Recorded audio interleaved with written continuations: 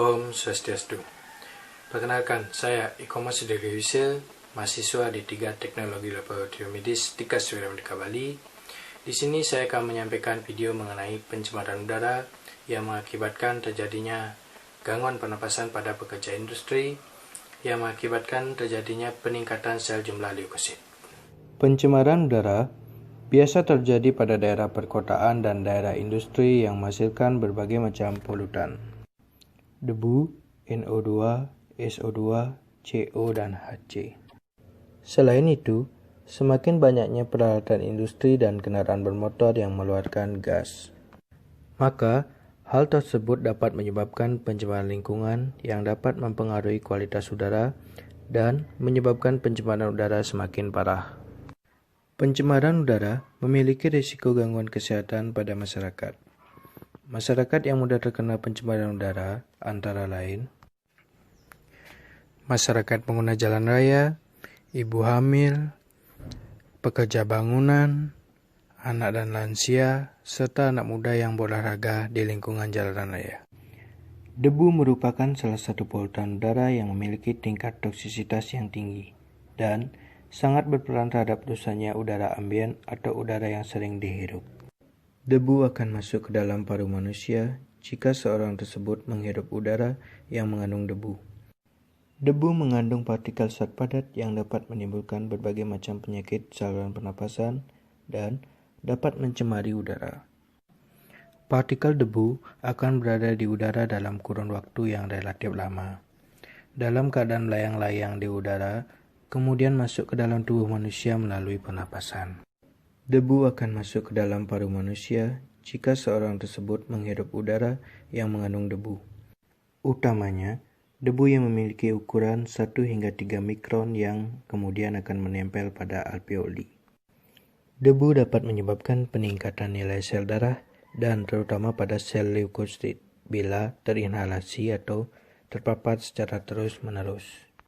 Basofil yang merupakan salah satu jenis sel darah putih dapat berfungsi sebagai parameter pertolongan pertama apabila ada benda asing yang masuk ke dalam tubuh seseorang. Di Indonesia, gangguan saluran pernapasan masih menduduki peringkat 10 besar dalam hal jumlah angka kesakitan dan penyebab kematian.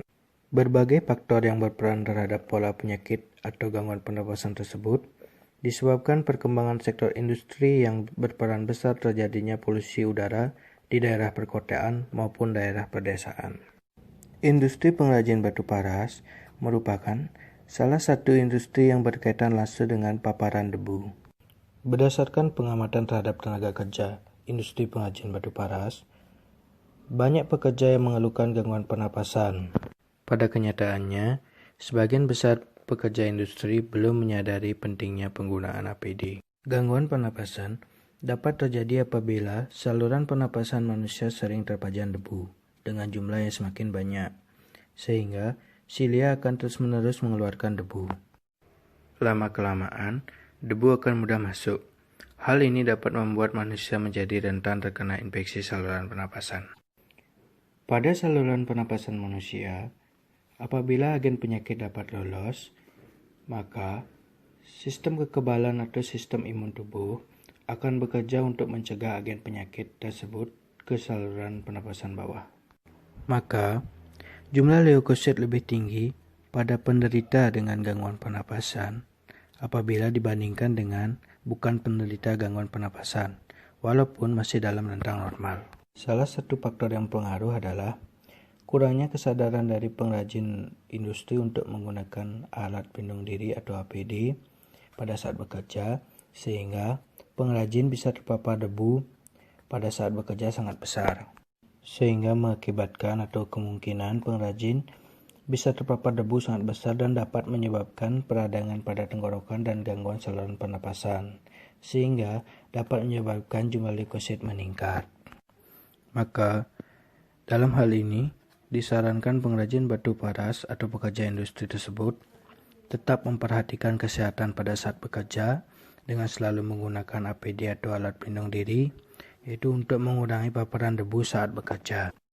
Baik, sekian video yang dapat saya sampaikan. Saya ucapkan terima kasih. Om Santi.